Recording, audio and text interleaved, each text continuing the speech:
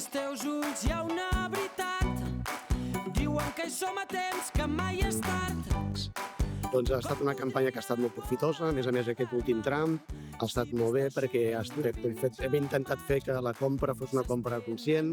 Ha estat una compra que no ha estat gens impulsiva perquè ells han estat mirant tota la setmana com podien fer el bescanviar i fer la despesa d'aquests 3.000 euros.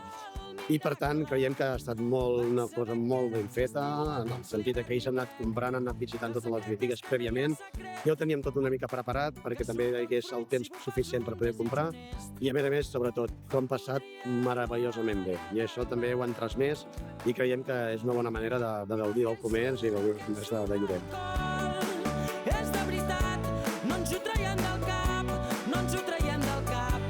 Com podeu veure, va, supercargats de bosses. Hem anat a molts i molts comerços, molt bon ambient perquè ens ha acompanyat en tot moment una xaranga que han entrat a tots els comerços i la veritat que aquests 3.000 euros recordem que tornen a recaure al comerç local, en aquests professionals que dia a dia n'aixequen la seva persiana i que, sobretot, la gent compri al comerç local, si pot ser d'aquí de Lloret, millor que millor.